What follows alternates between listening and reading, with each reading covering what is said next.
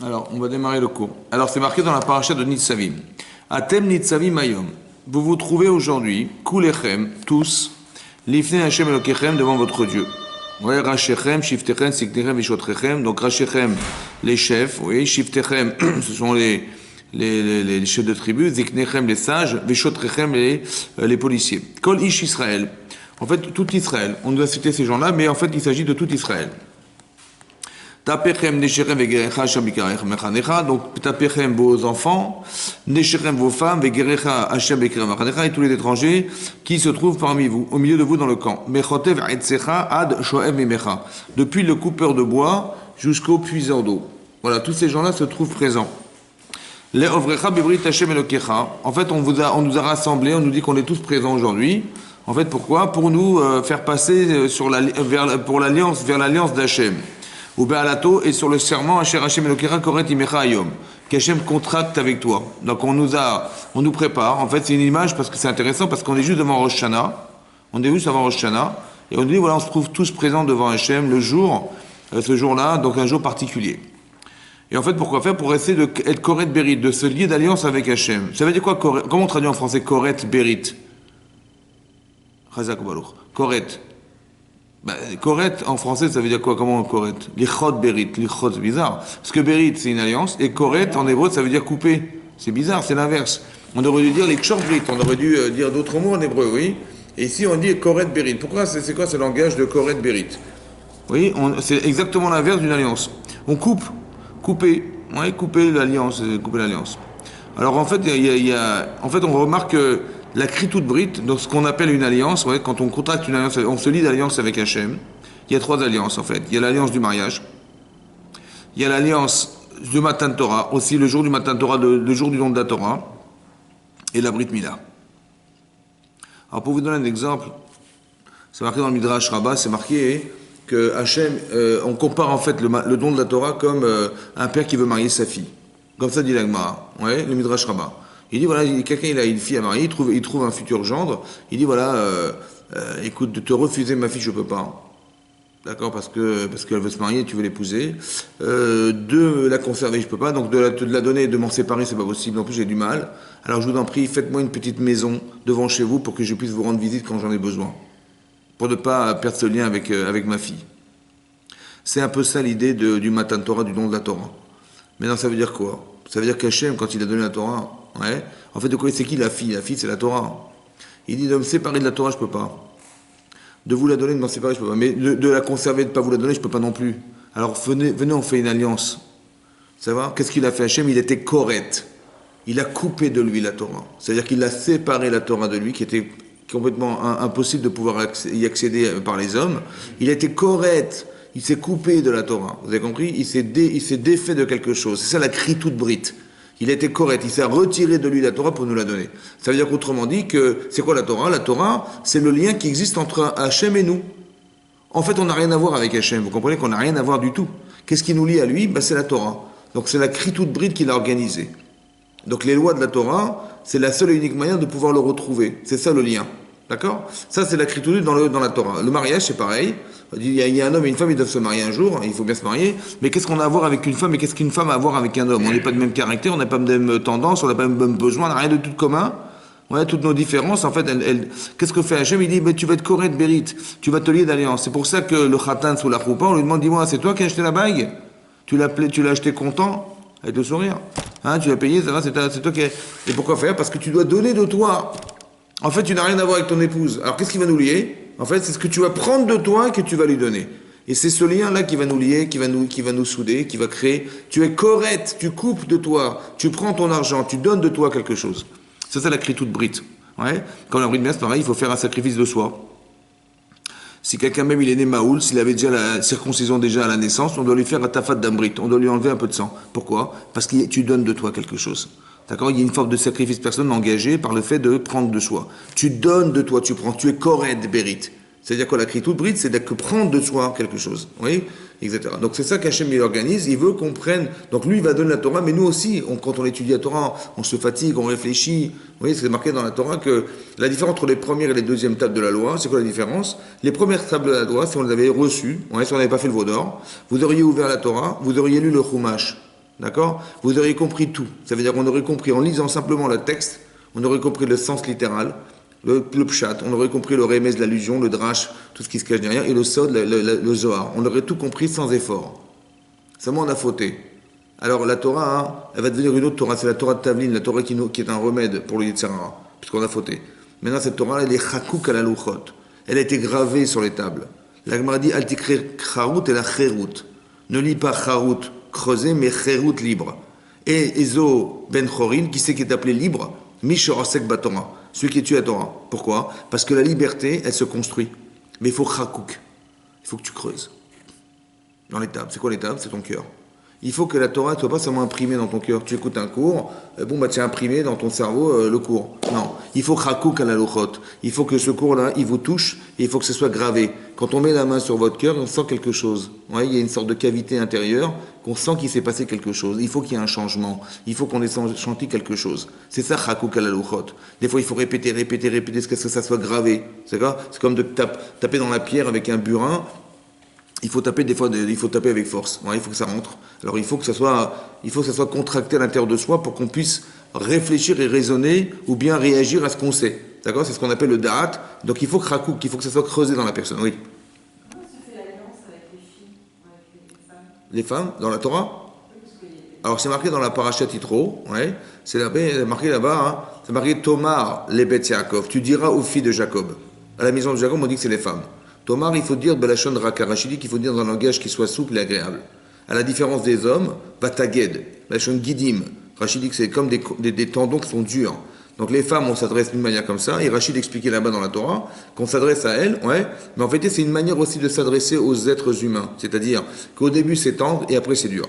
C'est-à-dire qu'on ne dit pas aux gens, vous savez, la Torah c'est très dur, c'est compliqué, etc., vous n'allez pas y arriver. Non, on dit voilà le plaisir qu'on a d'étudier. Et comme j'ai du plaisir, je sais que c'est pas forcément facile et simple de pouvoir absorber quelque chose qui est difficile à atteindre. Alors je dis, mais sache que ça va être compliqué de l'atteindre, mais quelque part je parle comme si je m'adressais à une femme. Va tomer, et après va tagued. Il faut d'abord que ça soit dans cet ordre-là, dans ce langage, comme ça dit Rashi.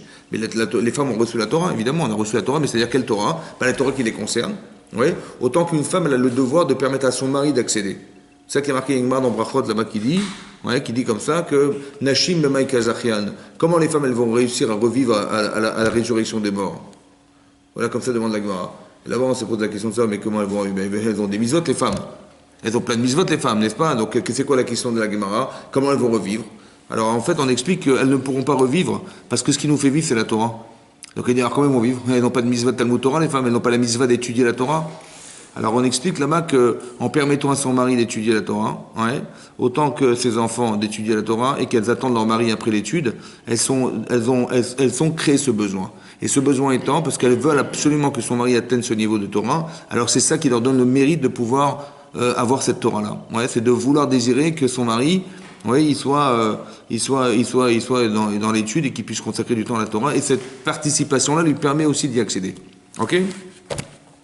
En tout cas, c'est marqué qu'on s'est lié de l'alliance. On s'est lié de l'alliance ce jour-là. Lema nakim etecha Hashem lo le'am. Hashem il dit, cette alliance, elle doit se contracter entre nous pour que tu puisses être pour moi un peuple. Ve'u yedecha le'okim, mais qu'Hashem il soit ton Dieu. C'est-à-dire que pour qu'on puisse, l'alliance, c'est quoi l'alliance? Finalement, c'est de créer un lien entre le peuple juif et Hashem. C'est ça l'alliance qu'on a créée ici. Fait qu'Hashem deber lecha qu'Hashem ishba lavotecha, comme il t'a dit et comme il a juré à tes pères, les Avraham, Israël et Yaakov. Oui, il a juré que vous serez le peuple juif et qu'il nous donnera la terre d'Israël, qu'on va se lier d'alliance et Hachem, il sera notre Dieu et on sera le peuple d'Hachem. Il dit, c'est pas seulement avec vous que je vais contracter ce lien, cette alliance, et ce serment, qui est avec les gens qui se trouvent présents aujourd'hui, ouais, même ceux qui ne sont pas présents physiquement, Hachem il a créé ce lien aussi, cette alliance avec le clan Israël.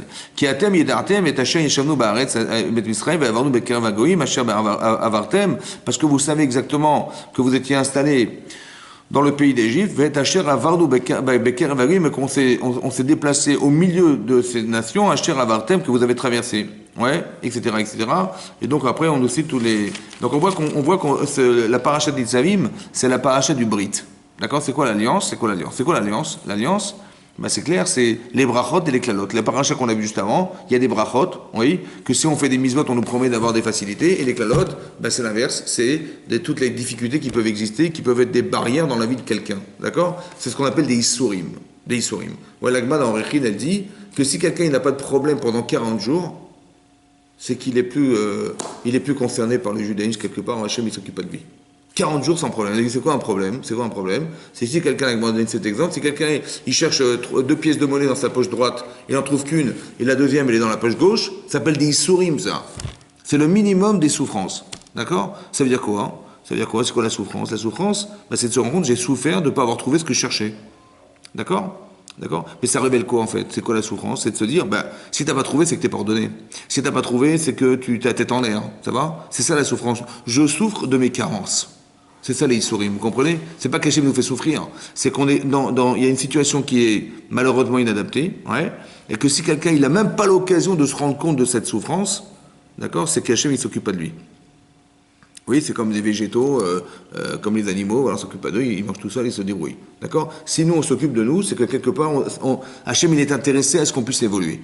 Donc il faut comprendre derrière ce message que tout ce qui nous arrive a un sens, d'accord? C'est ce qu'on appelle les brachot et les klalot. C'est quoi une bracha? Alors la bracha, ça se traduit par une bénédiction, c'est-à-dire qu'on va se multiplier. Ouais, c'est ça la bracha. C'est quoi la bracha? C'est la multiplicité. Oui?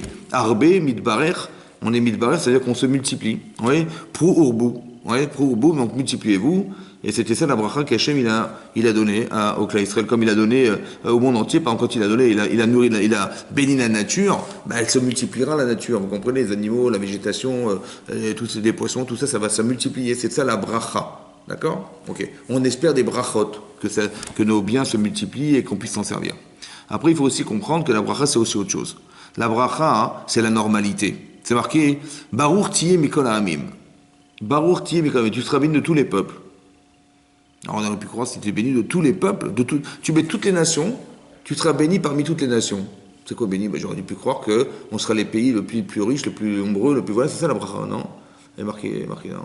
Baruch ti mikol ha'amim, lo yecha akar ve'akara. Il n'y aura pas de gens stériles chez toi, ni hommes ni femmes. Lo yecha kol choli. Il n'y aura pas de maladies, des malades. Ça, c'est la bracha. C'est quoi la bracha? Ben, la bracha, c'est aussi la normalité. Vous avez compris? C'est pas seulement la bracha, il faut pas le traduire comme le supplément de choses qu'on aurait pu avoir, en plus de. Non. La bracha, c'est déjà que ce soit normal. Vous avez compris? C'est-à-dire que si quelqu'un, sa vie, elle est normale, ben, ça fait partie des brachot. C'est-à-dire que, comme on dit, par exemple, c'est marqué que celui qui est rosek ba mitzvah, el lo nizukin. C'est quelqu'un qui il fait des mitzvot, ouais, il n'a pas de problème. On lui met pas d'embûche. Pourquoi? Ou quelqu'un qui est Osek Batora, par exemple, Osek, il est en train par exemple, de Osek Bamitzvot, de faire des mitzvot, il n'est pas tour mina mitzvah. Il est exempté d'en faire d'autres. Si par exemple, quelqu'un, il fait une mitzvah et une opportunité d'en faire une autre, il dit non, je fais celle-là et je m'en occupe jusqu'au bout. D'accord? Le Ritva, dans ce cas, il dit que même, c'est même assourd de s'arrêter de faire celle-là pour choisir l'autre. C'est interdit. Pourquoi? Parce qu'on veut que tu réussisses ce que tu dois faire. Et comme Hachem est intéressé à ce que tu réussisses ce que tu dois faire, alors il n'y a pas d'embûche. L'embûche, en vérité, qui existe dans la vie d'une personne, tous les freins qu'il peut y avoir, tous les petits problèmes qu'il peut y avoir, ce sont des occasions pour réfléchir. Ça a été pensé par Hachem. À ce que tout ce qui est marqué dans le problème, tout ce que vous voyez, en vérité, c'est ce que contient la problématique que j'ai vis-à-vis de la chose. D'accord? C'est pas par hasard que ça m'est arrivé par hasard, sans raison. C'est comme un enfant, il fait une bêtise, ben on va le mettre dans un coin. D'accord? Mais ça n'a rien à voir avec son problème. C'est parce qu'il a fait des bêtises, et qu'est-ce que ça a à voir avec la punition? Non. Là, ici, c'est pas une punition. C'est simplement un repère. Mida keneged mida. Toujours, c'est comme ça. Vous allez voir, vous allez analyser vos vies, vous allez vous rendre compte que les problèmes qu'on a, ils sont exactement proportionnels à ce que nous sommes. Mida keneged mida. Si tu fouilles un petit peu, tu vas te rendre compte que ça vient solutionner quelque chose, ou bien ça vient marquer ta personne. Tout le temps, c'est comme ça. C'est là qu'on voit que c'est Hachem. Vous avez compris? Parce que c'est pas possible. C'est ce qui a permis à Yitro de faire Teshuvah. Il a vu que exactement ils ont été touchés par ce qu'ils ont provoqué chez les Bnei Israël. Ce qui est impossible, vous comprenez? Cette probabilité, elle n'est pas possible. C'est exactement ça, exactement ça. Donc comme c'est exactement ça, ça veut dire que Hachem, il est derrière. Mais qu'est-ce qu'il veut faire Hachem? Ben, il veut seulement montrer mes erreurs. Je me suis trompé. Ou bien j'étais nonchalant. ou bien j'étais pas à Césarise, ou j'ai pas, je sais pas, des problèmes que j'ai, ouais, ou j'ai pas réfléchi, ouais, ou je suis spontané, ou je suis nerveux, ou je sais pas quoi. Et donc ça va se voir parce que on va me le reprocher, ou bien ça va être la problématique de mon existence. Vous avez compris? Donc ça veut dire que c'est un retour vers soi, c'est comme un boomerang, ça me revient en pleine figure. Ça veut dire que ce qui m'arrive, comme par hasard, c'est exactement de quoi je vais être victime. Ce qui n'est pas possible, ça s'appelle des clalotes, ça. Et vous avez compris qu'une classe, c'est pas comme on aurait imaginé, on est banni par le bon Dieu, on est je sais pas quoi, on est oublié, c'est exactement l'inverse. C'est qu'Hachem, il aime tellement le cas Israël qu'il va créer des situations qui sont des repères à la personne. Donc il faut juste comprendre et analyser et comprendre et décrypter un petit peu ce genre de mécanisme. Que vous le compreniez déjà au départ. C'est ça une klala. La klala, c'est de nous rendre légers. C'est ça que klala fait cale. On nous a rendu légers. Quelque part, ça nous a dérangé. Ça nous a rendu. On a l'impression qu'on est rien. On a l'impression que. Et plus on s'entête à croire qu'on va s'en sortir, et plus c'est l'inverse qui va se passer. Mais par amour, Hachem, il le fait pour nous montrer que ça sert à rien de t'entêter, ça sert à rien, tu vas perdre. Donc essaie de comprendre, essaie de réfléchir et évolue avec ce que je te propose. Parce que Hachem, ce qu'il attend de nous, c'est de nous faire évoluer. Donc quand on s'entête à croire qu'on va y arriver, ça marche pas. Ça va? C'est ça les clalotes. C'est pour ça que le Navi, il a dit Ashrechem Israël. Soyez heureux, Israël. Shekoreten Brit im Hachem. Vous avez contracté une alliance avec Hachem. Le Brit, c'est quoi? L'alliance, c'est si tu fais des misotes, tu auras des brachot. Et si c'est le contraire, tu auras des clalotes. Alors, vous allez me dire les brachot, c'est magnifique. On serait heureux, bien sûr, d'avoir des brachot, c'est superbe.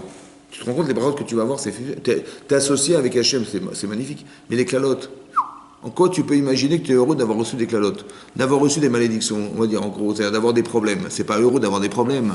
En fait, le bonheur, c'est quoi le bonheur ici? Le bonheur, c'est de comprendre que tu fasses des mitzvot ou tu fasses l'inverse, tu vas être obligé de retrouver Hachem. Vous avez compris ou pas? Quelqu'un qui va arriver, il fait des mitzvot, il va voir de ses yeux vus que ça fonctionne. Et quand il fait l'inverse, il va voir de ses yeux vus qu'il s'est gouré. Il va voir de ses yeux vus qu'on le rappelle à l'ordre. Il va voir de ses yeux vus qu'Hachem, il dit écoute, je suis là. Vous avez compris? De toute façon, ou alors tu vas être obligé de faire appel à Hachem parce qu'on va te mettre dans une situation telle où ça va être un tel obstacle où tu n'as aucune capacité de réagir parce que tu vois pas de solution dans ta vie, que tu vas être obligé de te tourner vers lui et là ça va s'ouvrir. Vous avez compris? C'est un petit peu comme l'esprit qu'on avait le jour du matin, le jour de l'ouverture de la mer Rouge. Hachem, il a fait exprès de nous mettre devant la mer Rouge. Et il savait pertinemment qu'on ne pouvait pas traverser la mer. Il savait pertinemment qu'on allait se noyer si on rentrait dans l'eau. Il savait pertinemment qu'on n'allait pas survivre en traversant le désert. Il savait pertinemment qu'on ne serait pas capable de faire la guerre contre les Égyptiens qui arrivaient au galop avec leurs soldats et leurs armées. C'est vrai, on aurait été. Il le sait, Hachem, ou pas? Donc s'il le sait, pourquoi il crée une situation où on est pris en étau entre la mer, le désert et les Égyptiens? Il sait bien qu'on n'y arrivera jamais. D'accord? Il y a combien de solutions physiques?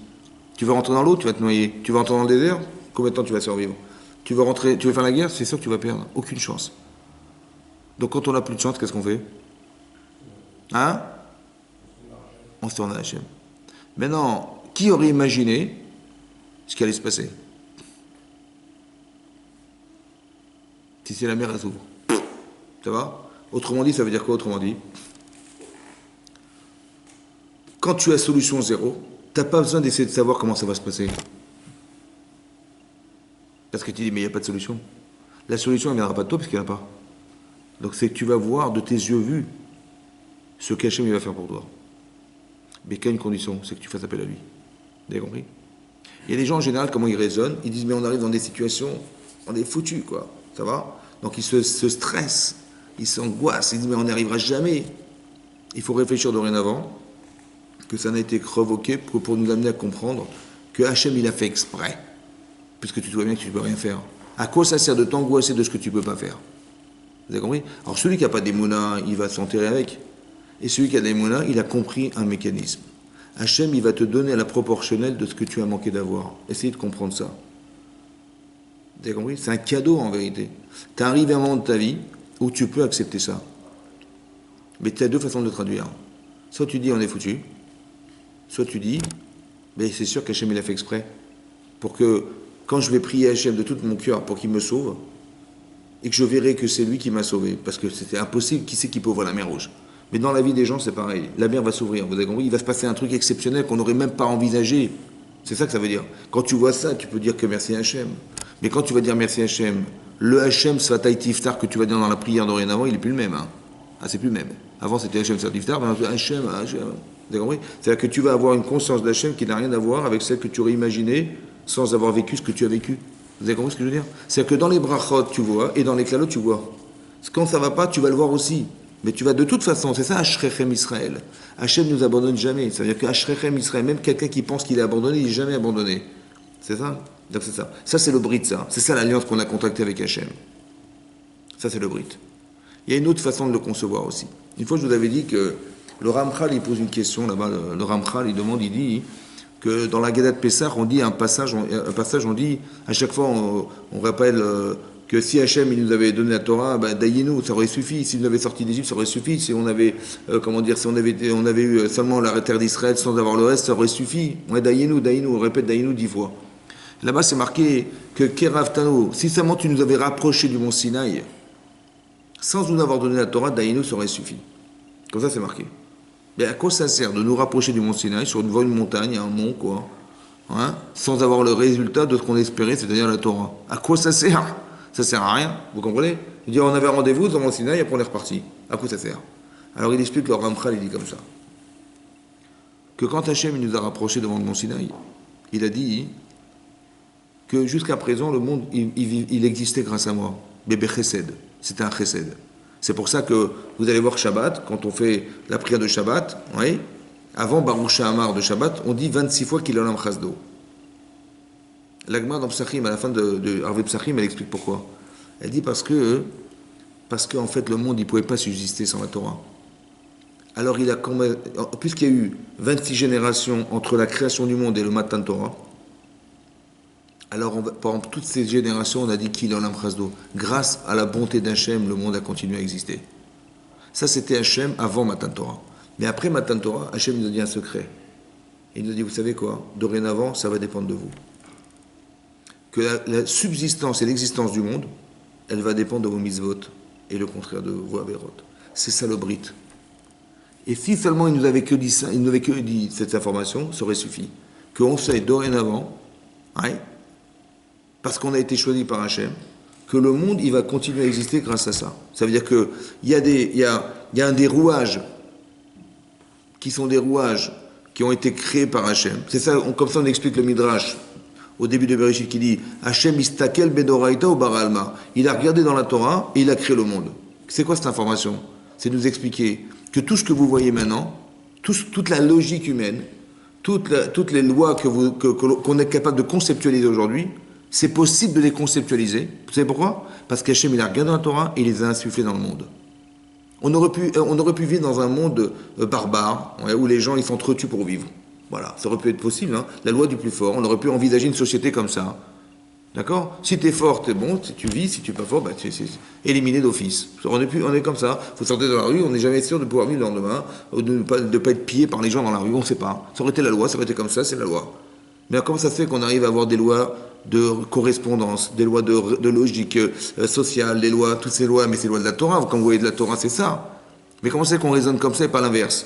Parce que Hachem, il a regardé dans la Torah. Ça veut dire que, en fait, qu'est-ce qui s'est passé? Il y a sûrement des gens qui ont essayé de créer des dictatures en pensant que ça allait marcher. Il y a sûrement des gens qui ont pensé que la loi du plus fort est la meilleure. C'est sûr, il y a des gens qui ont pensé ça. Il y a des gens qui ont même exercé ça, mais ça n'a pas marché.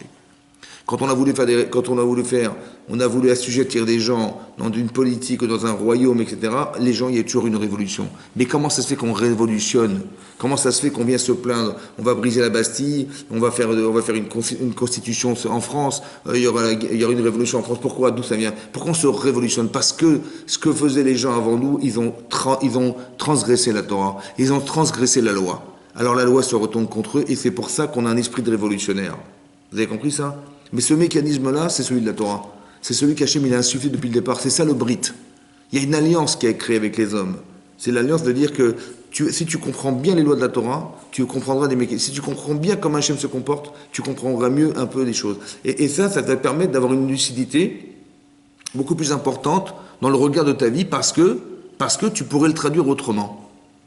Tu pourrais le traduire autrement. Ça va? Tu pourrais le traduire sans une intervention divine, en disant bah ouais on a eu de la chance ou bien bon bah ça fait partie des aléas de la vie, vous comprenez? Sans aucune logique derrière de correspondance avec Hachem. Tu pourrais le comprendre comme ça. Alors pour que tu comprennes fondamentalement et que tu vois avec les bonnes lunettes, il faut étudier la Torah pour le comprendre. Ça va? Autant qu'on sait que tout ce que vous allez comprendre dans votre vie, Ouais, il vous arrive quelque chose, bah, c'est lié à l'interprétation. C'est vrai. Bon. Mais est-ce qu'on est outillé pour comprendre? Ça veut dire que la première chose que je me demande, moi, je sais pas, moi je suis un ouvrier, je suis un artisan, je veux savoir si j'ai les bons outils d'abord. Qu'est-ce que tu veux faire? Tu veux être ébéniste, tu veux faire un garagiste, qu'est-ce que tu fais dans ta vie? Oui, est-ce que tu as les bons outils? Bah, si tes outils ne sont pas performants, ton travail ne sera pas performant. C'est quoi notre outil à nous? Bah, l'outil qu'on a essentiellement, c'est le cerveau. Hein. Est-ce que tu peux lui faire confiance?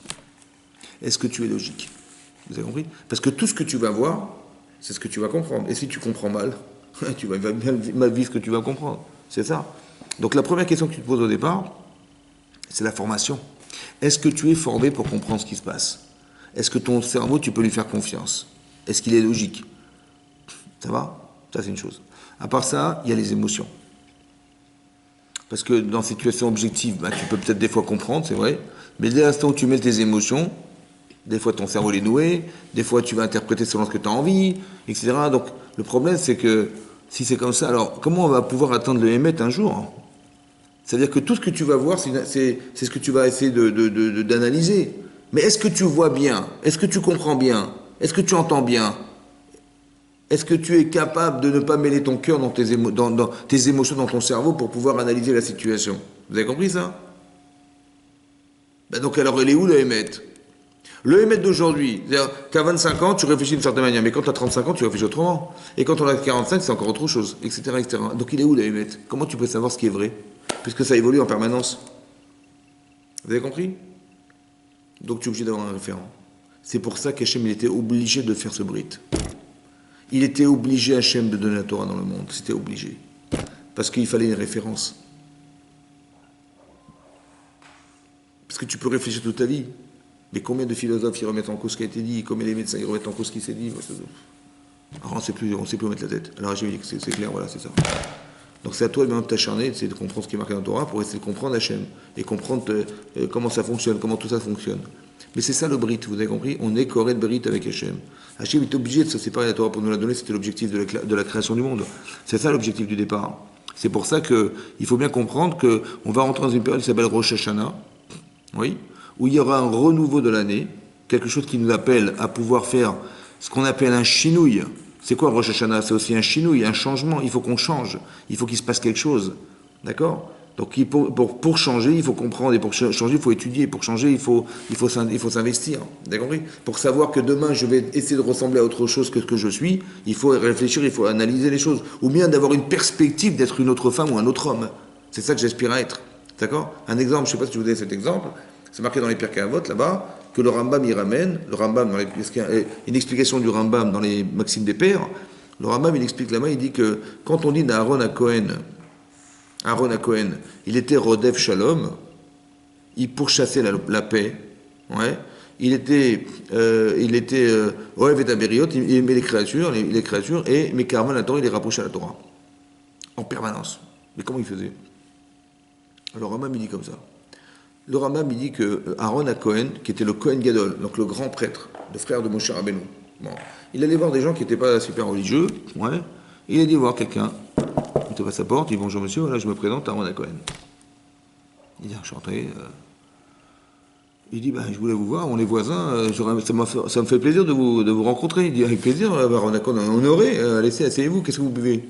Il dit à sa femme, ben, attends, vous buvez de l'eau quand même, vous buvez, on ne sait pas qu'est-ce qu'on va lui donner à Aaron à Cohen, dans des verres en plastique, ils mangent très cher, Aaron à Cohen, on ne sait pas quoi lui donner.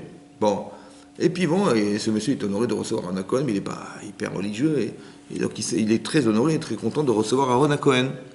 Bon, au bout d'une heure de discussion, Aaron à Cohen dit, écoutez, voilà, je dois partir. Il dit, bah, écoutez, ça m'a fait plaisir, vous avez passé du temps ici avec moi, ça m'a fait plaisir. Il dit, alors lui dit, mais écoutez, on peut se revoir demain. Il dit, demain, mais vous devez avoir un emploi du temps surchargé. Il dit, non, mais avec plaisir, je trouvais une plage horaire, je m'arrange, je vais recevoir. Il dit, ah, vraiment, je suis honoré, vous faites plaisir. Bon, et le lendemain, il le voit. Le surlendemain, 3, 4, 5, 6 fois. Bon. Au bout d'un certain temps, hein, le type, il dit, attendez, mais tu te rends compte, Aaron à Cohen, il vient nous voir quand même. C'est prestigieux ce qui nous arrive là. Dis-moi, tu crois qu'il croit qu'on n'est pas, on respecte pas Shabbat, ou tu crois qu'il sait qu'on mange pas cachère, tu crois qu'il est au courant? J'espère qu'il est pas au courant parce que là il viendra plus chez nous, hein, c'est terminé. Il dit à sa femme, écoute, tu vas tout cachériser, on va faire Shabbat. Voilà. Et parce que pourquoi? Parce qu'un jour, j'aimerais bien inviter Aaron Cohen à la maison quand même. Ça me fait tellement plaisir de le recevoir. Au moins que je lui dise, écoutez, on voudrait vous avoir, ils ont un voisin, on peut en recevoir Shabbat quand même. Vous avez compris? Bon, qu'est-ce qu'il a fait Aaron Cohen? Hein? Mais comment il a fait? Est-ce qu'il leur a dit, dites-moi, c'est quelqu'un chez vous? Vous faites Shabbat? Hein? C'est vrai, c'est vrai, c'est vrai. C'est vrai. C'est vrai. En fait, qu'est-ce qu'il a fait? Il a dit à sa femme, à un moment donné, il a dit à sa femme, mais tu crois qu'il est au courant qu'on n'est pas chômeur Shabbat? Tu crois qu'il est au courant qu'on ne respecte pas Shabbat ou qu'on ne mange pas Kécher tout le temps? Je crois qu'il n'en sait rien, mais s'il avait su une seule fois, mais il n'aurait jamais voulu revenir chez moi. Vous avez compris ce qu'il a fait ou pas? Aaron Cohen. Il a permis à cet homme d'avoir une autre image de lui. Avant qu'il ait connu Aaron Cohen, il ne pensait même pas l'inviter de seconde. Hein. Mais Aaron Cohen, il lui a fait kavod. Il l'a honoré. Et ça lui a donné la perspective d'envisager de l'inviter. Ça veut dire qu'il a une autre image de lui maintenant. Il a l'image de quelqu'un qui voudrait tellement inviter Aaron Cohen. Mais cette personne qui peut inviter Aaron Cohen, il peut l'inviter que dans certaines conditions, on est bien d'accord. C'est-à-dire que ce soit Kécher, qu'il mange Kécher. En fait, qu'est-ce qu'il a fait? Il a permis à cet homme d'avoir une autre image de lui. Et cette image se contraste avec son passé. Et cette image, il ne veut surtout pas la montrer à Aaron Cohen, l'ancienne, donc il va changer pour voir que... Mais qu'est-ce qu'il a fait? Il s'est simplement projeté en étant capable d'être la personne invitant Aaron Cohen. Vous comprenez ou pas? Donc qu'est-ce que je dois faire moi dans ma vie? Je vais étudier la Torah. Ouais. Et je vais me dire, dis-moi si j'avais été Avraham Avinu, tu crois que j'aurais accepté d'être dans le désert comme ça avec ma petite tante et essayer de rassembler les gens de la Torah? C'est merveilleux ce qu'il a fait Avraham Avinu, c'est merveilleux. Hein, c'est merveilleux. Mais est-ce que j'aimerais bien être comme lui moi aussi, mais comment il a fait? Mais ce chesed là, il est énorme. Cette faculté à pouvoir s'occuper des gens dans le désert, dans la chaleur. Mais quelque part c'est beau quand même, c'est beau. Hein. Mais qu'est-ce que ça veut dire? Ça veut dire que j'ai la perspective aujourd'hui de pouvoir ressembler à cet homme sans être cet homme. D'accord? Je ne serai jamais Avraham Avinu. Mais c'est tellement beau de voir ça. D'accord? Ça me donne envie d'un jour de recevoir des gens. Ça me donne envie de faire de l'hospitalité. Ça me donne envie de partager ma vie avec quelqu'un d'autre. Ça me donne envie. Vous avez compris? Maintenant, je ne le suis pas. Ce contraste, il me dérange. Alors, je vais essayer d'atteindre ce niveau. Je vais essayer d'atteindre cet homme. Vous avez compris ce qui se passe?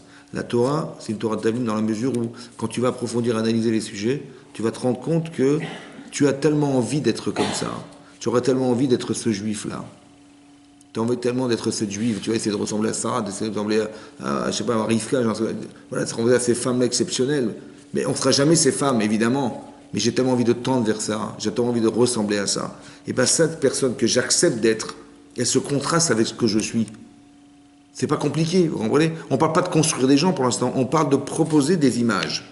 Et que la personne se voit dans l'image de ce qu'elle aurait aimé être. Et cette image-là, elle se contraste avec son présent. Et ça la gêne, la personne. Alors elle va essayer de gommer celle-là pour faire vivre l'autre. Vous comprenez ça? C'est ça qu'il a fait à Aaron Cohen. En étant sympa avec lui, il a dit, mais c'est prestigieux, on a reçu Aaron Cohen. Il a simplement permis à cet homme d'être celui qui va inviter Aaron Cohen. C'est tout ce qu'il a fait. Et maintenant qu'il est capable de l'inviter, parce qu'il en a envie, alors il va tout faire pour y arriver. Et c'est comme ça qu'on construit les gens. Par des émotions qui vont permettre à la personne de se projeter en espérant être cette personne. C'est ça le changement. Au début, il est émotionnellement, intellectuellement touchant. Et après, on arrive à construire le désir faisant, alors on évolue dans sa vie. Ça va? Quelqu'un qui n'a jamais goûté à la Torah, il ne peut pas aimer la Torah. Mais celui qui a goûté à la Torah, il aime la Torah.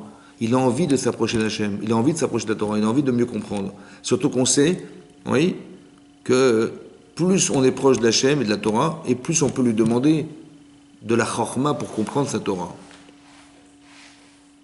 La première bracha qu'on doit dire dans la prière, avant tout, moi j'aurais pensé que l'essentiel c'est quoi? Les gens disent l'essentiel c'est la santé. C'est vrai? L'essentiel c'est quoi? Sans santé, qu'est-ce que tu veux faire? Mais on voit que la santé, elle n'est pas été dite dans les brachot tout de suite. D'abord, la première chose qu'on écrit, c'est « Atachone de la lamdaat ». Donne-moi de l'intelligence, donne-moi de la bina, donne-moi de la nuance. Je veux comprendre. La première chose, c'est l'intelligence. Pourquoi? Parce que si tu es bête, qu'est-ce que tu veux faire? Avant d'avoir la santé, il faut avoir un cerveau. Donc d'abord, sois intelligent. Tu es intelligent, alors tu peux faire tes chouvas. Tu peux changer. Tu es intelligent, tu peux demander à Hachem qui te pardonne. Tu es intelligent, tu peux espérer la Géoula. Tu es intelligent, tu peux demander la Refoua Shelema. Tu es intelligent, tu peux demander la pardon à ça. Vous avez vu dans quel ordre c'est fait? La priorité d'abord, c'est toi. Ton intelligence, ta faculté à changer, à te faire pardonner. Parce que si tu restes le même, à quoi te sert ton intelligence? Il faut que tu évolues. Donc l'évolution, elle se passe d'abord que tu comprennes comment tu fonctionnes. Tu comprennes ce qui peut être favorable et défavorable dans ta vie. C'est ça la chorma, vous comprenez? Mais c'est ça. Et donc on fait dans l'esprit de se dire, je vais demander la chorma à Hachem. Celui qui a toute cette connaissance. Et c'est lui qui va me donner. C'est comme la main dans la salarié, elle dit là-bas, que Arotse l'Arkim, quelqu'un qui veut dire intelligent, il dit bébé Yeshiva, qui laisse s'asseoir et étudier. La Gemara dit, mais il y en a beaucoup qui ont fait ça, ils n'ont pas devenu plus intelligents qu'avant. Il dit alors, il faut demander la chorma, les misha chorma shelo. Il va demander à Hachem, va prier Hachem. La Gemara dit, vehaï behaï lo sagia. Que l'un sans l'autre, ça ne marche pas. Ça ne suffit pas. Ça ne suffit pas d'aller à l'Yeshiva en espérant devenir intelligent. Ça ne suffit pas de prier sans étudier. Il faut faire les deux. Mais il faut demander à Hachem la chorma. C'est à lui que tu t'adresses. Atachonen adamdaat. Tu donnes toi la chorma. C'est toi qui donnes. Atachonen, c'est-à-dire que c'est Lashon Chinam. C'est-à-dire tu recevras la Torah de toute façon gratuitement parce que c'est pas forcément lié à ton effort. L'effort, bien sûr qu'il faut en faire. L'effort, ça veut dire quoi l'effort? On est obligé de passer par l'effort, mais c'est pas l'effort qui va régir. Parce que tu peux casser la tête 2 heures et alors comment tu vas trouver la solution? La solution, elle te vient Beyad Hashem. Quand tu te casses la tête et tu réfléchis, tout à coup ça s'éclaire. Cet éclairage, il vient d'Hachem. Quand tu vois, tu as la chance de pouvoir comprendre, cette faculté à pouvoir voir, elle vient d'Hachem. Il faut que tu saches, quand tu as compris, tu dois remercier Hachem parce que c'est lui qui t'a éclairé. Tu crois pas parce que tu as compris, tu es intelligent, tu comprends.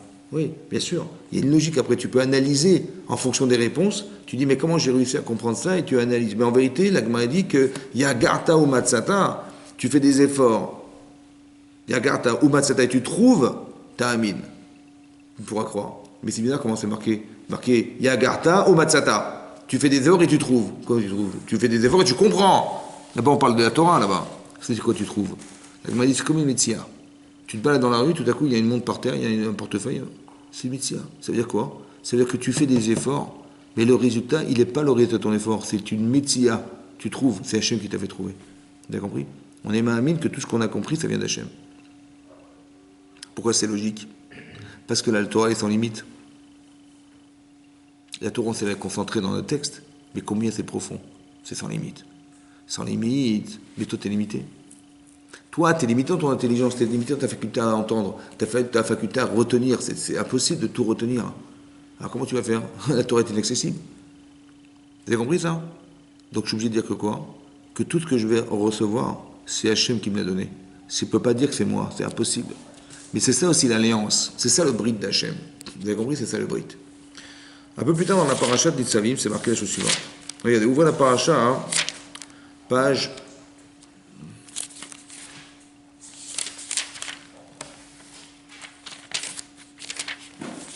Voilà, c'est marqué comme ça.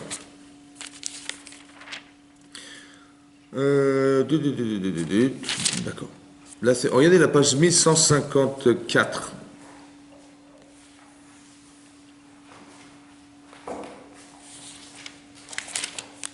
Non, c'est marqué page 1154 en bas.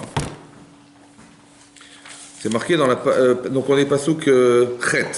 C'est marqué Va'ata tashuv veshamata bekol Hashem v'asita et kol mitzvotav. Donc Va'ata tashuv. Donc tu reviendras veshamata bekol Hashem. Tu écouteras la voix d'Hachem v'asita et kol mitzvotav. Et tu pratiqueras toutes ces mitzvot. Asher anochi mitzavecha ayom que je t'ordonne aujourd'hui. Ve'otirecha Hashem elokecha. D'accord? Ve'otirecha Hashem elokecha. Hashem te donnera bechol ma'ase yadecha dans tous tes actes. Miperi b'techa. Ouais, du fruit de tes entrailles. Ou bipri be'emtecha du fruit de tes animaux domestiques, ou bipri be'admatecha et du fruit de la terre, letova. Qui yashuv Hashem la sous alecha letov. Car il viendra vers Hashem, vers toi, la sous. C'est-à-dire en étant réjoui, letov pour te faire du bien. Kacher sas avotecha, comme il a été heureux de donner à tes ancêtres. Donc Hashem, il est heureux de nous donner, dès l'instant où on est en lien avec lui. Qui tishma bekol Hashem elokecha lishmor mitzvotav, que lorsque tu écouteras la voix d'Hachem, ton Dieu lishmor mitzvotav, de conserver ses mitzvot, vechukotav et ses lois irrationnelles, aktuva basefer Torah azeh, qui sont inscrits dans ce livre, qui tashuv el Hashem elokecha bechol vafcha ufranav shecha. lorsque tu reviendras vers Hachem, donc on parle de la Teshuvah, Bechol Evavcha Ufra Nafshecha, de tout ton cœur et toute ton âme. On ne demande pas de faire une tchouva intellectuelle. Vous avez compris ou pas?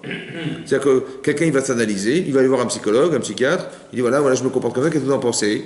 Alors, il dit bah ça il faut changer, il faut changer, il faut changer. Ok, donc intellectuellement je sais que c'est comme ça que je dois être, et c'est comme ça que je dois essayer de modifier ce que je suis, ou de bonifier ce que je suis.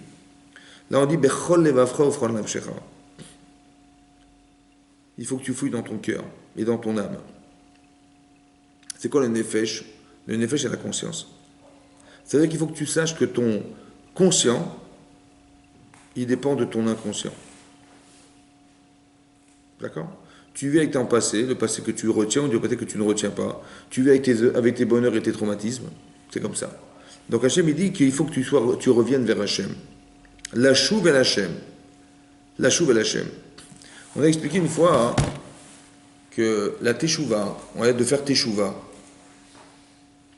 Qu'est-ce qu'on se dit en général? On dit il faut faire teshuva. Les gens vous disent il y a des rabbins, il faut faire teshuva. Voilà, et voilà ce qui se passe. Il faut faire teshuva. Vous savez quoi faire teshuva? Il faut faire teshuva, c'est il faut remettre en cause quoi? On dit il faut remettre en cause ce qu'on a fait. On a fait des choses bien, on a fait des choses moins bien. Et même ce qu'on a fait de bien, on aurait pu faire mieux. Il faut essayer de la chouva à la chaîne, c'est-à-dire d'améliorer son comportement, d'améliorer ses actes. Voilà, c'est ce qu'on dit en général. C'est ça la chouva betchouva, hein? Ouais. Maintenant, il faut savoir que ce que nous faisons, c'est ce que nous avons compris. Ce qu'on a décidé de faire, c'est quoi ce qu'on a décidé de faire? Ce que tu as décidé, c'est ce que tu as compris. C'est ce que tu as choisi. C'est ça, ce que tu as choisi. Mais ce que tu as choisi, c'est ce que tu as compris. Ou bien, c'est ce que tu es. C'est ce que tu es qui te permet. Donc c'est cerveau et caractère. Ça va? Émotionnel. Oui? Donc, quand on fait des erreurs dans la vie, ou quand on fait des choses bien dans la vie, j'analyse. Qu'est-ce que j'analyse en fait? Est-ce que je dois remettre en cause ce que j'ai fait? Je dis, je ne recommencerai plus, c'est fini. Ça va pas, c'est pas bien. Ou bien j'essaie de comprendre ce qui m'a poussé à agir. Par exemple, quelqu'un qui est spontané, qui ne réfléchit pas, il fait de façon spontanée. Mais il va avoir un problème avec sa femme, avec son mari, avec son employeur, avec ses employés, avec les voisins, avec les machins. Vous avez compris? Donc allez, je vais voir les voisins, je vais voir ma femme, je vais voir mon mari, je vais voir le facteur, je vais voir le banquier, je vais voir tout ça. Oui ou non? Et donc j'ai fait tchouva. Mais le problème, je l'ai toujours en moi ou pas? Oui, je suis spontané, donc j'ai dit je regrette d'avoir fait ça, je ne recommencerai plus, mais je veux bien, il n'y a aucune garantie, puisque de toute façon tu es spontané. Alors qu'est-ce qu'il faut faire? Il faut travailler la spontanéité. La teshuva, c'est pas de réparer ce que j'ai fait. C'est sûr qu'il faut réparer, mais la réparation, elle n'est pas extérieure à toi, elle est intérieure à toi. Bechol nafshecha. Vous avez compris ce que je veux dire, ça? Par exemple, c'est marqué dans la paracha de Vayechi, c'est marqué là-bas, que, comment il s'appelle, Réhouven, c'était l'aîné de Yaakov Avinu. D'accord? Il y a marqué Yeter Se'et Ve'yeter Az. Il avait en plus de ses frères, Yeter Se'et. En plus de ses frères, qu'est-ce qu'il avait? Se'et, il était Kohen. Des Siut Kapaim. Ouais, c'est-à-dire qu'il portait les mains vers les Kohen. Il était le vecteur de la bénédiction d'Hachem. C'était lui le Kohen. C'est lui qui devait être le Kohen, qui faisait bien le cas Israël. Yeter Se'et Ve'yeter Az. Il avait en plus la puissance. Rachidi la Malchut. Il devait être le roi. C'était Réhouven qui devait être le roi. C'était Réhouven qui devait être le Kohen. Mais il y a marqué Pachas Kamim al Totar.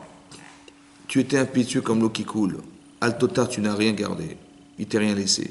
Tu as tout perdu. Tu n'es plus devenu le Kohen. C'est plus toi qui vas être le Kohen, c'est les Lévis qui vont être des Kohanim. Et c'est pas toi qui vas être le roi, c'est ton frère Yehuda qui sera le roi. Ça va? Il a tout perdu. Pourquoi? Parce que Bilbel Yitzhou Aviv. Ouais? Yitzhou là. Qu'est-ce qu'il a fait comme erreur? Il a pris les de son père, il a mis dans la chambre de sa mère. Vous vous rappelez l'histoire? Oui?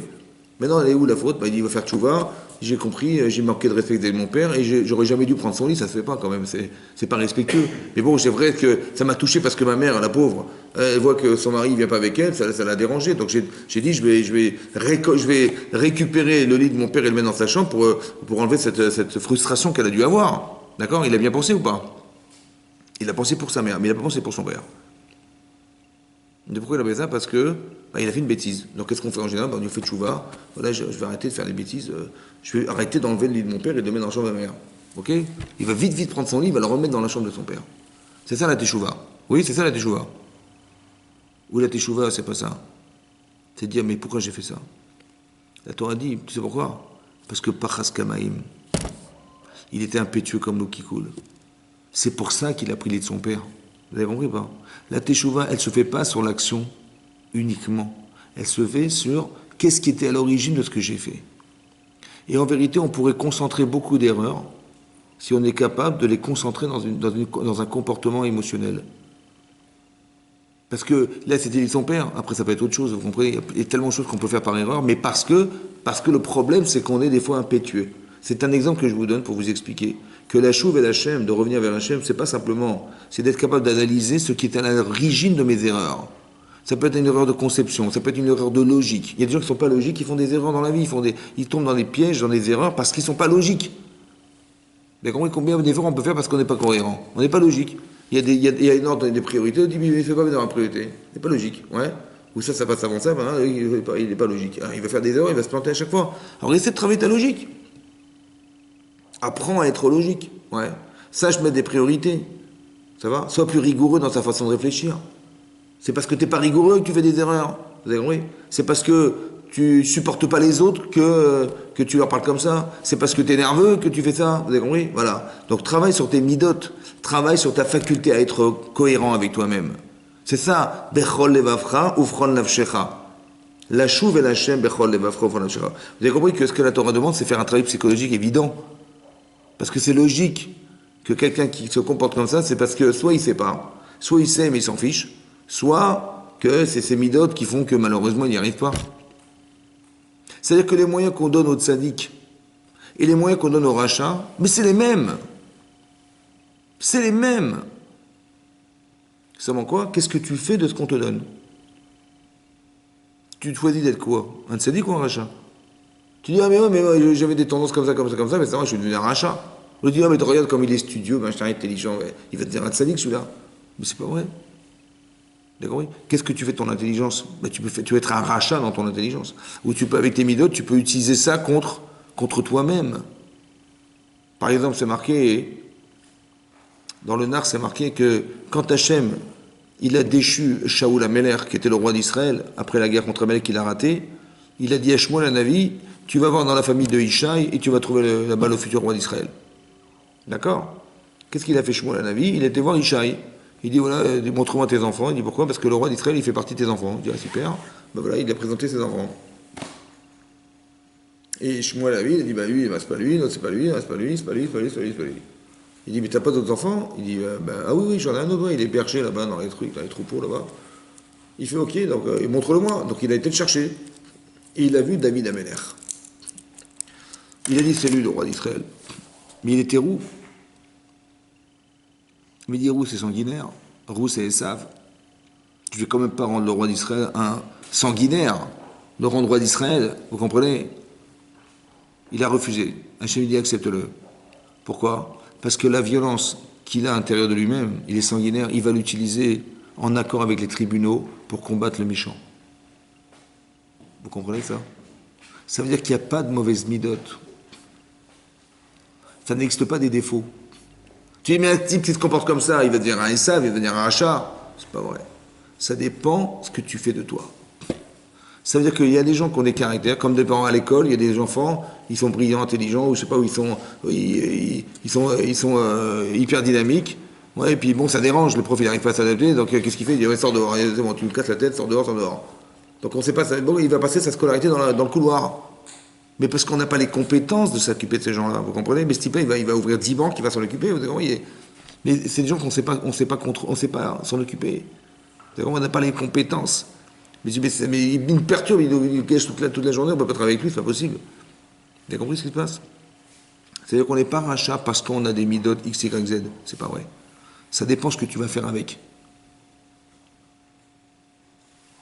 Oui, et même mieux que ça, je vais vous dire. J'ai vu dans le Gaon de Vilna, il explique là-bas, il dit comme ça.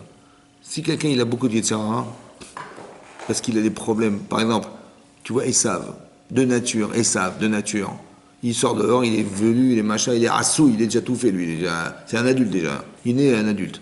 Il a envie de tuer les gens, il a envie de il dit, mais qu'est-ce qu'il va devenir ce gosse? Et l'autre, Yaakov, Yoshev Ohalim, studieux, il est dans les tentes, ah ben tu attends.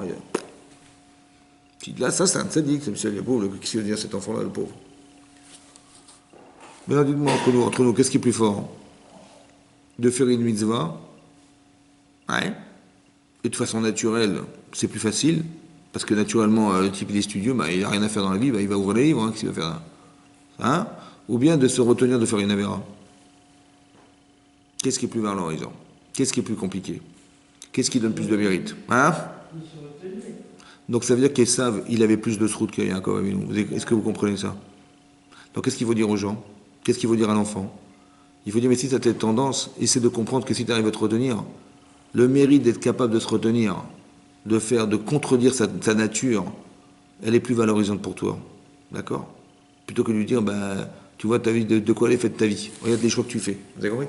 Parce qu'en fait, on l'enferme dans l'image qu'il est un rachat depuis qu'il est petit. Alors que c'est l'inverse qu'il faut imaginer. Ça va?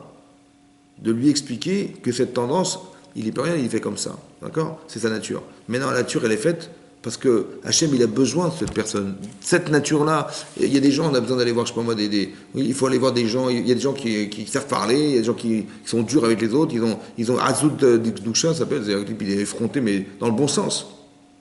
Ce type-là, il peut devenir un criminel, il peut devenir un voleur, il peut devenir un type qu'on aura besoin pour aller intervenir dans des situations compliquées. Vous comprenez ou pas? Mais il en faut des gens comme ça ou ça. Mais ça dépend quelle orientation tu donnes à ta vie. Donc il faut que tu réfléchisses au départ quel sens tu veux donner à ta vie. Et en fonction de ça, tu l'adaptes en fonction de ce que tu es.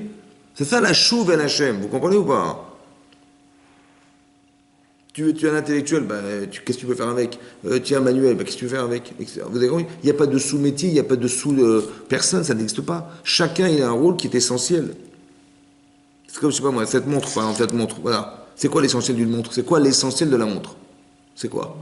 Hein? Donnez-leur. D'accord, donnez-leur. Maintenant, c'est quoi? Et dans l'heure, c'est quoi qui est essentiel dans les aiguilles? Les aiguilles. Bah, la petite aiguille, au moins j'ai l'heure. Parce que la grande aiguille, j'ai les minutes. C'est vrai ou pas? Bon, mais le brillant, là, le brillant qui est autour, ça va? Le brillant. C'est important ou pas? Le brillant. Hein? Non? Oui ou non? Ben non, évidemment non. Alors évidemment non pour savoir l'heure, c'est vrai. Mais pour la vendre? Pour la vendre? Vous avez compris? Tout est relatif, vous avez compris? Par exemple, le petit boulon là-bas qui retient le ressort. Mais s'il n'est pas là, elle ne marche pas la montre. Chacun, il est quelque chose. On ne peut pas dire qu'on est rien, on ne peut pas dire qu'on est... On fait partie d'un puzzle. On fait partie du clan Israël. Donc on peut dire, oui, lui, j'aurais voulu... C'est comme la photo, vous avez la photo, ouais. Chacun, on est des pixels de la photo. Mais dans l'autre, il est pixels de la pelouse, l'autre, il est pixels du cerveau du bonhomme. Je dis, mais moi, j'aurais tellement aimé être le cerveau du bonhomme. Je dis, bah, il n'y a pas de problème, alors on va mettre le cerveau dans la pelouse. Ben, la photo, elle est moche. On t'a simplement demandé d'être toi-même. C'est ça la chauve et la Hachem. Il faut que tu comprennes. Bechol lavafra ufrol nafshecha. Essaye de comprendre qui tu es. Essaye de comprendre fondamentalement qui tu es, parce qu'Hachem, il va t'utiliser un jour. On nous a demandé d'être des tzadikim, vous savez pourquoi? Parce que c'est ce que tu dois être. D'accord? Et un jour que tu vas l'être, alors Hachem, il va t'utiliser parce qu'il a besoin de gens comme toi. Il a besoin, que tu sois cet homme, et il a besoin aussi que dans la correspondance que tu fais avec lui, il pourra t'utiliser parce qu'on est en correspondance. Mais sinon, qu'est-ce que tu veux qu'il fasse? Tu comprends ça? C'est-à-dire que non seulement on mérite le Olam Haba parce qu'on a atteint quelque chose de soi, mais on a permis, entre guillemets, à Hachem, parce que sans nous, il n'aurait pas pu réaliser ce qu'il avait projeté de faire, et bien on va se proposer de rentrer dans son projet à lui. Vous avez compris? Hachem, il a besoin d'Abraham Avinu. Pourquoi? Vous savez pourquoi? Parce que il faut bien vivre les gens dans le désert. Comment ils vont vivre? On va sortir des lieux, on va dans le désert. Mais comment on va arriver au désert? On va mourir de faim et de soif. Je dis, mais Hachem, il n'y a pas de problème. Il va nous faire pleuvoir la manne. Et on aura les Kavod. Et on aura le puits de Myriam. C'est compliqué pour Hachem, ça? C'est pas compliqué? Oui ou non? Le problème, c'est qu'il y a marqué dans la Gemara dans Vamisia, elle dit là-bas, que quand Abraham il a reçu les anges, il a reçu 3 anges. Ce jour-là, hein, il faisait une chaleur torride. Et il venait de faire la Brit Mila, 3 jours avant. Donc la Gemara dit qu'il est en grande souffrance, et il faisait une chaleur torride. Et il y a des anges qui arrivent, et il veut faire absolument l'hospitalité, il leur court derrière, il dit asseyez-vous, machin, lavez-vous les pieds, installez-vous là, voilà, je vais vous servir à manger. Il court, il va sortir, il va abattre 3 veaux pour récupérer 3 langues. D'accord? Donc le chesed d'Abraham, ouais, 3 langues. 3 veaux. Il n'a pas pris un veau et dit on va vous donner la cuisse. Non, il a pris 3 veaux, 3 langues. il les a reçus à la maison pour leur donner ça. Ok? L'Agma dit qu'il leur a donné à boire, il leur a donné à manger, et il les a mis à l'ombre d'un arbre pour les rafraîchir de la chaleur. L'Agma dit Bisrout shlosha zachou les shlosha. Par le mérite de ces trois choses qu'il a faites, Abraham, ouais, il a donné à boire, à manger à ses anges, et il les a mis à l'ombre d'un arbre pour les rafraîchir. Par ce mérite-là, on a eu la manne dans le désert. On a eu le Be'er Miriam, le puits de Myriam dans le désert. Et on a eu les Hananekavod dans le désert, les colonnes de nuée qui nous protégeaient du soleil. D'accord? Mais pourquoi Hachem il a été obligé de passer par Abraham? Vous savez pourquoi? Parce que Hachem, rien n'est gratuit. Il faut qu'on ait le mérite de ce qui va nous arriver. Maintenant, écoutez-moi bien. Qu'est-ce qu'il a fait Abraham Avinu? Il a donné sa vie et sa souffrance pour recevoir des gens. Est-ce que c'est humain ce qu'il a fait, Abraham Avinu? C'est humain ce qu'il a fait, Abraham Avinu? Il a fait la Brit Mila. Moi, j'aurais été lui, j'aurais dit, écoutez, laisse-moi tranquille, décroche le téléphone et... C'est ça que j'aurais fait moi. Il n'a pas fait ça, lui. C'était tellement oppressant de recevoir des gens que même la douleur, il n'a pas senti. D'un côté, tu dis, mais je souffre. Mais il souffrait plus de ne pas recevoir de personnes que de souffrir physiquement. Ça s'appelle Misurut Nefesh. Il a donné sa vie pour les autres. Dans un chesed. D'accord? Alors c'est ce qu'il a fait Hachem. Il nous a permis de vivre de façon surnaturelle dans le désert, par le chesed de nous donner à manger. Parce qu'Abraham, il a fait ça. Mida keneged mida. Vous comprenez comment ça marche? C'est plutôt de se dire, il m'arrive un truc, ah, c'est trop compliqué, je laisse tomber. C'est vrai ou pas? Mais si tu savais ce qu'on aurait pu faire de ce que tu as fait, tu aurais dit, mais 1000 fois je le fais. C'est marqué dans la Torah pour que tu comprennes que ce qu'il a fait à Abraham Avinu, ça nous a permis de survivre dans le désert.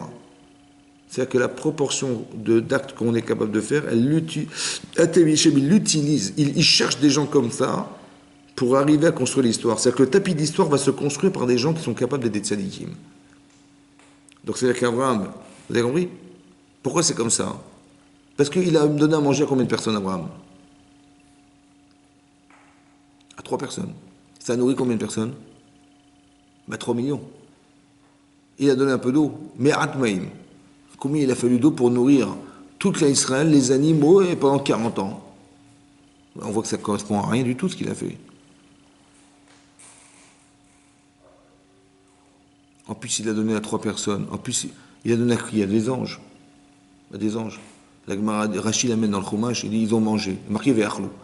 Ils ont mangé. Rachid Kiilou, évidemment, c'était comme si, puisqu'ils n'avaient pas ni de boire, ni de manger, ni de rien du tout. Ni l'ombre, elle n'a rien fait l'ombre pour eux, ils n'avaient pas besoin de se rafraîchir. Ni ils avaient besoin de s'abreuver, ni ils avaient besoin de manger. Ça ne servait à rien. Donc ce qu'il a fait, ça n'a servi à rien. Et pourtant, la Torah dit que c'est un srout. C'est quoi le srout? C'est quoi le mérite? Le mérite, c'est pas ce que tu fais. Parce que ce que tu as fait, c'est nul. Ça ne servi à rien. Le mérite, c'est ce que tu deviens. Le srout, en hébreu, ça se traduit par zechut, ça ne veut dire pas un mérite. Mais en vérité, le zechut, c'est zach. Tu t'es purifié. Purifié, ça veut dire que tu aurais pu refuser. Tu aurais dit non, ça ne m'intéresse pas. Tu aurais dit, écoute, j'ai autre chose à faire. Non, j'ai dit la priorité, c'est eux. J'ai purifié mon amour propre pour essayer de leur rendre service. Ma seule objectivité dans ce regard, c'est de me dire, mais qu'est-ce que je peux faire de ma vie? Vous avez compris ou pas? Combien ça te coûte? Ça te coûte beaucoup, mais c'est pas grave, parce que c'est ce que j'espère. Vous comprenez ou pas? Zach, tu as purifié ton cœur pour le centre d'intérêt, c'est ça. C'est ça le zérout. Le zérout, c'est le mérite comme ton CV, ton srout, c'est ton CV. Qu'est-ce que tu peux présenter? Vas-y, demande-moi ton CV. C'est ça ton srout. Ton mérite, c'est ce que tu as réussi à devenir. Et bien, c'est de ça qu'on vit aujourd'hui. Ça veut dire que, en vérité, vous savez pourquoi on a reçu la main dans le désert? Parce qu'on descend d'Abraham. Donc c'est logique qu'on soit capable de recevoir ce qu'il a fait. Est-ce que vous comprenez ça? C'est pas qu'Hachem il a pris la misva, il l'a jeté dans l'histoire et hop, il dit voilà. Grâce à ça, on a eu ça. C'est pas ça le pshat. Parce que ça n'a servi à rien d'autre qu'à lui-même, à lui permettre d'être cet homme, Abraham Avinu. Mais nous qui descendons d'Abraham, on a cette faculté à comprendre qu'on peut accepter quelque chose qui vient de façon surnaturelle parce qu'on a fait un acte surnaturel à l'intérieur de soi-même. Tu as compris ça? C'est-à-dire que tout ce que tu fais et tout ce que tu deviens, tu l'engendres. Mais à part ça, ça veut dire qu'Hachem, il va utiliser pour tes petits-enfants ce que tu as réussi à faire toi-même. parce que ça rentre dans un projet divin. Abraham, il ne savait pas forcément qu'on allait utiliser ça pour l'histoire. Mais Hachem, il a réutilisé la chaleur du désert d'Abraham pour nous permettre de survivre de façon naturelle dans notre désert à nous. Donc Hachem, il a reconstitué le même problème géographique qu'il y avait dans le désert, il a reconstitué chez Abraham, à petite échelle, avec 3 hommes et lui. Et ça lui a permis d'être cet homme. C'est ça. Ça fait partie du Brit. Mais combien il faut faire teshuva pour arriver à ça? Quand je dis teshuva, c'est pas de la religion. Hein. C'est de comprendre qu'il a fallu se remettre en question, il a fallu comprendre des choses, il a fallu être capable d'être cette personne, il a fallu changer son caractère, il y a un travail là-dedans. C'est ça la chouve, c'est pas, vous comprenez? Il faut que je me rende compte que ce que je fais par rapport à ce que Torah demande, il faut respecter les mitzvot. Ça veut dire qu'on respecte, mais il faut que tu t'adaptes et tu t'acclimates à ce qu'on te demande d'être. Et c'est pas facile. Le plus compliqué, c'est pas de savoir. Le plus compliqué, c'est d'accepter de faire ce qu'on attend de soi. Vous avez compris? Quelqu'un qui fait tchouva, à la limite, c'est facile. C'est facile, pourquoi? Parce que c'est tellement beau, c'est tellement extraordinaire, mais c'est à ça que je veux ressembler, évidemment. Évidemment. Mais après, quand on a envie de ressembler à ça, il faut être capable d'être cette personne. C'est ça qui est compliqué. Parce qu'il faut changer sa vie, il faut changer ses manières, il faut changer ses habitudes, il faut changer... J'ai dit, oh là là, c'est trop dur, je laisse tomber. Vous avez compris? C'est-à-dire qu'on est d'accord que c'est beau, mais après, il faut être capable de s'acclimater à ça. C'est ça la chouve et la chème. Mais ce que tu vas réussir à faire, c'est dur, mais c'est tellement merveilleux si tu attends ça. Si tu deviens Ben Torah, c'est magnifique. Si tu es capable, je sais pas moi, de savoir que chez toi, tu verras tes enfants, ils diront Torah, et quand ils prient sincèrement, c'est un cadeau fantastique. Tu vois ça dans ta maison, c'est magnifique. Mais il faut vouloir que ça arrive, ça. Tu vois, tes enfants, ils font le Birkat Hamazon, tes enfants, ils font les mitzvot, tes enfants, ils t'apprennent des choses. Où t'as vu ça? Ouais. Mais c'est beau de voir ça. Mais ça, c'est le résultat de ta teshuva, ça. De quoi tu parles à la maison? Quelles sont les priorités de ta vie? Ouais, c'est de ça que tu vas parler à la maison. Ouais. Donc c'est ça qu'on va voir, c'est ça qu'on va entendre. C'est ça la chouve et la chème. C'est pas seulement de faire ah oui, on l'a vu, on a écouté le cours, écoute, c'est pas. Non, il faut il se passe quelque chose. Vous comprenez? Le résultat de ce que j'ai choisi d'être. Et c'est ça que je vais voir dehors. C'est ça que je vais voir demain. C'est ça qu'on va voir de nous. C'est ça? C'est ça qu'on va voir. C'est ça qui est marqué ici. C'est pour ça que le passage continue et dit comme ça. Qui a mitzvah asher anochim et tzavechayom. Parce que la mitzvah que je te propose aujourd'hui, lo niflet imimcha. Elle n'est pas étonnante. Velo rechokai. Elle n'est pas non plus très loin. Lo bashamaimhi. Elle n'est pas dans le ciel. L'Omar, tu vas te dire, qui allait lanu hashamaima et vikachena lanu. Qui c'est qui va monter là-haut et nous la récupérer? Veyashmienu ota venasena. Et qu'on puisse l'entendre, cette mise-là et l'accomplir. L'homme est vers la yami. Elle n'est pas non plus au bout du monde, derrière tous les océans là-bas, qui avant l'anneau est vers la yam et qui va falloir traverser toutes les mers. Veikachena l'anneau veyashmienu ota venasena. Et qu'on puisse l'apprendre, cette mise-là, et nous l'apprendre et nous l'enseigner et pouvoir la pratiquer. Ki karov elecha adavar meod. La chose dont je te parle, c'est proche de toi énormément. Beficha ou bilvavecha la soto. Juste par ta parole et juste par ton cœur de la faire. Et Rachid dit, c'est quoi cette mitzvah? Il dit, c'est la mitzvah d'étude de la Torah. Ficha ou vavecha. Il faut que tu dises les mots et que tu entendes les choses. D'accord? Que ça rentre dans ton cœur. C'est ça. Ve'ashevota levavecha ki Hashem ha'olakim. Il ne suffit pas de savoir, il faut être capable d'être méchiv à la lèvre, c'est-à-dire de renvoyer cette information dans son cœur et de pouvoir réagir à ce que nous savons. Ça, c'est ce que Rachid explique ici. Le Ramban, il dit non, c'est pas ça. C'est ce qui est marqué en haut. Qui t'achouve el Hashem. Il faut que tu reviennes vers Hashem. La teshuva, il faut que tu la prononces et il faut que tu la ressentes. Tu vas faire le vidouille, tu vas dire pardon, tu vas demander pardon. Khatati, tu vas avouer que tu es fauteur, il faut le dire. Beficha ou bilvavecha la soto. En fait, tu vas dire ce que tu ressens.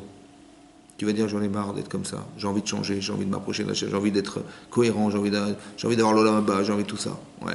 Et tout à coup, tu vas commencer à relativiser ta vie et tu vas te concentrer dans ta vie professionnelle, dans ta vie, tu dis est-ce que je fais bien, est-ce que c'est caché ce que je fais, je ne sais pas. Alors je vais me renseigner, je vais demander au Rav, on a un tamitracha, c'est vrai, parce que j'ai peur de me tromper, ça va. Donc c'est ça qui va se passer. Befira ou bilvavecha la soto. Quand tu vas dire à Hachem et tu vas ressentir. D'accord? C'est ça qui va se passer. Ta teshuva, c'est ça que le Ramban explique. La chouve et la Hachem, c'est d'être capable d'avoir conscience de ce qui m'arrive. D'accord? Et cette conscience, c'est ce que je vous ai expliqué, le contraste que j'ai créé en écoutant des shiurim, en étudiant la Torah, je vais me rendre compte qu'il y a une richesse incroyable, mais en vérité, en rapport à ma vie professionnelle, ma vie quotidienne, ma vie de couple, ma vie de mes enfants, il faut que je trouve la Torah. Alors, qu'est-ce qu'il a fait le Rambam Maïmonide? Il a écrit le Yad HaChazaka. En fait, c'est quoi? Il a concentré toute la Torah dans des lois. C'est tout le chasse, vous avez tout le chasse, il a coupé en plusieurs morceaux, ouais. Alors, vous avez des gmarots dans tous les sens, etc. Lui, qu'est-ce qu'il a fait? Il a été capable de tirer chaque fois la lacha dans chaque daf et chaque maseret, chaque sujet. Il a fait des livres entiers, ça s'appelle Yad HaChazaka, où on traite tous les sujets, Mishpatim, tous les trucs, d'accord? Mada, la philosophie, tout ça. Donc, qu'est-ce qu'il a fait? En fait, il a concentré, il a résumé toute la Torah en halakha. C'est ce que le Rambam il a fait. Le Roche aussi, le Ravel Fas, ouais, le Tour. Qu'est-ce qu'il a fait ensuite? Le Bet Yosef, ouais, le Bet Yosef qui était l'auteur du Shulchan Aruch. Il a écrit un commentaire sur le Rambam, qui s'appelle le Kesef Mishneh. Il a écrit un commentaire sur le Tour, qui était le fils du Roche, sur le Bet Yosef, ce qui s'appelle le Bet Yosef, et après il a écrit le Shulchan Aruch. D'accord? Donc il a fait toute cette analyse, mais quand il écrit le Bet Yosef, ça veut dire quoi? C'est-à-dire que vous allez voir une halakha dans le Tour. Il dit d'où ça sort ça? Il dit c'est tel Mara, il y a tel Rishonim qui parle, le Rizva, le Rashba, le Ramim, le Rizva, tous les commentaires qui sont dessus, il a écrit. Donc il avait tout dans sa tête, et après il a pu te dire, voilà, c'est comme ça qu'on va faire la halakha. Il a écrit Shulchan Aruch. Il a dit pourquoi faire. Il écrit dans l'Abdama, il dit là-bas pourquoi, dans l'introduction, pour dire que si tu lis que le Mechaber pendant un mois, tu peux connaître la halakha. Et ça prend des années. Hein. Pour être un Dayan, ça prend 7 ans. Pour être un Rav, ça prend environ 6-7 ans aussi pareil.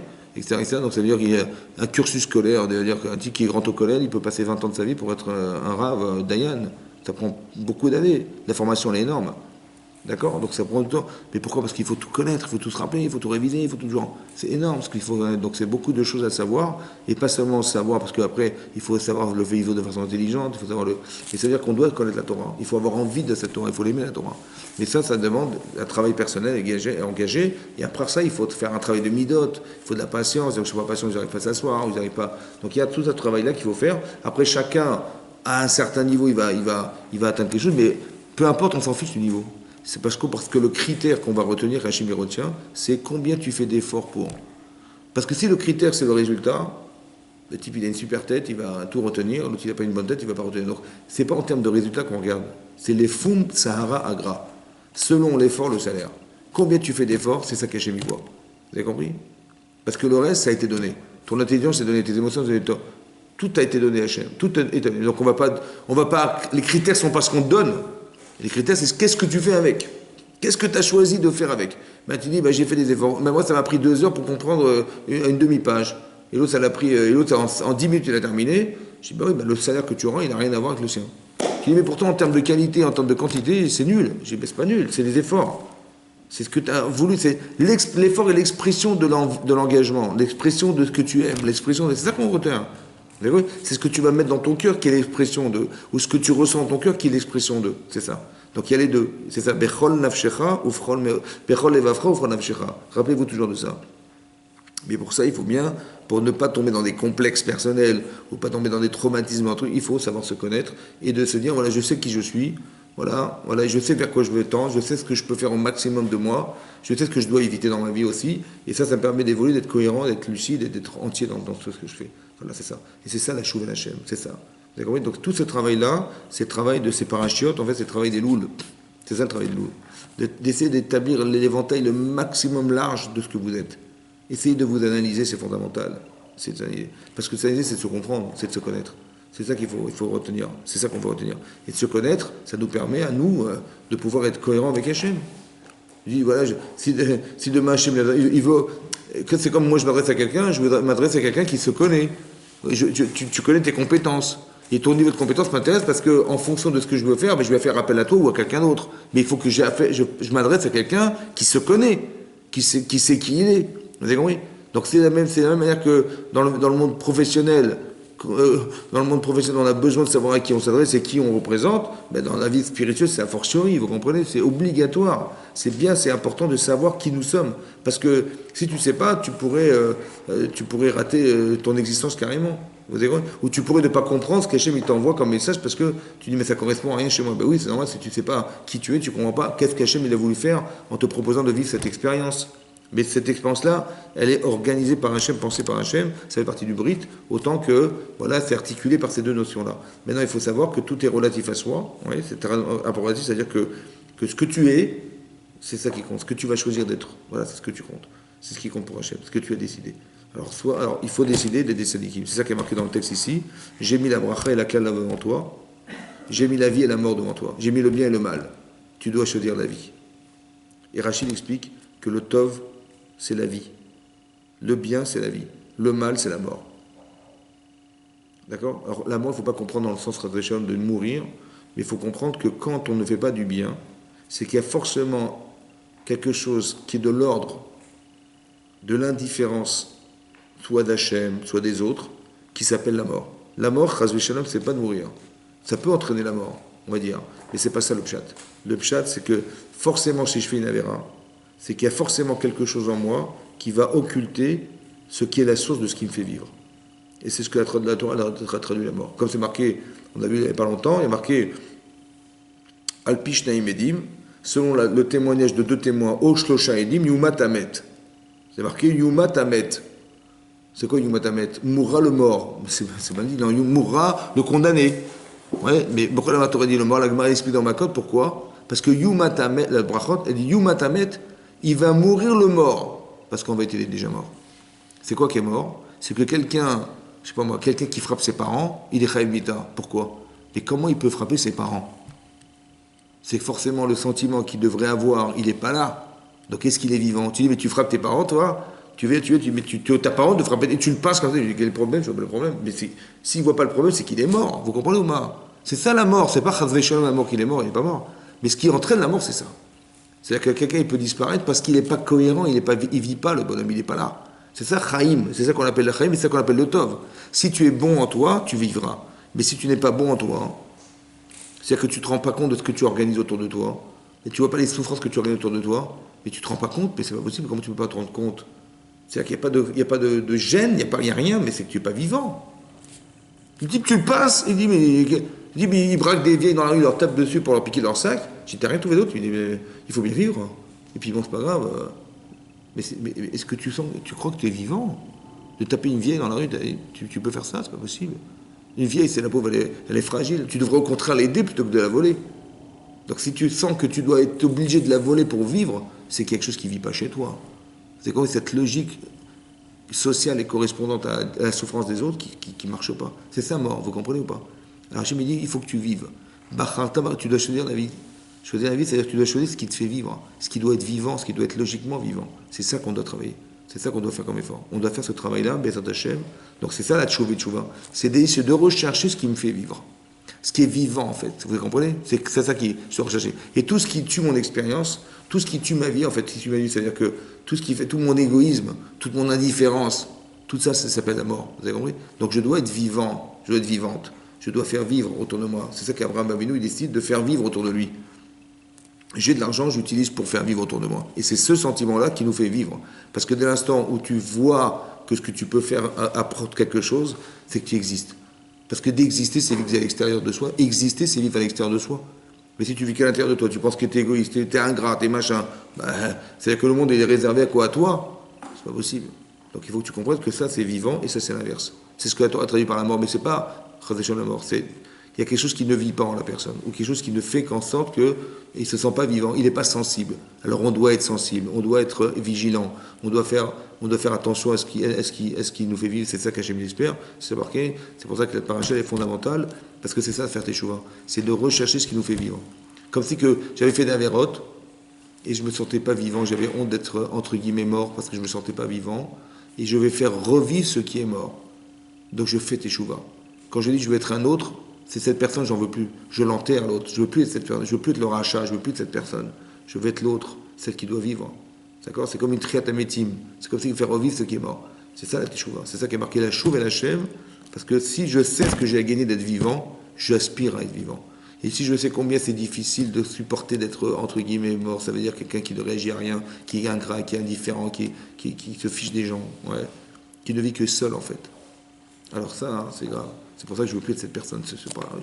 Donc cette heure, je n'en veux plus, et je veux changer, donc je veux faire revivre en fait ce qui nous détruit. Voilà. C'est ça qu'on espère, c'est ça tout le mois des Louls, c'est de réfléchir à ça pour respirer à Rosh Hashanah, accepter Hachem, et après Hachem Kippour, etc. Mais il faut vivre de façon cohérente et de façon plaisante. C'est pas un traumatisme de vivre une situation pareille. C'est de savoir qu'on va retrouver Hachem à Rosh Hashanah et on va retrouver Hachem à Kippour, en espérant qu'il va nous expier tout ce qu'on a fait d'erreur. Et c'est cette personne qui vaut à vivre à qui on veut ressembler, en espérant qu'il nous donnera la vie, et c'est ça la vie. Ou Bacharta Bachaim, c'est Zochenu Lechaim, c'est cette vie-là qu'on aspire à atteindre. C'est pas la vie de vivre 95 ans, c'est de vivre, d'être sensible, d'être aimer seulement touché, de pouvoir réagir à des situations et de refuser d'autres situations et d'accepter des autres situations. C'est ça vivre, c'est vivre. Voilà. Chazak. Chazak ou Baruch.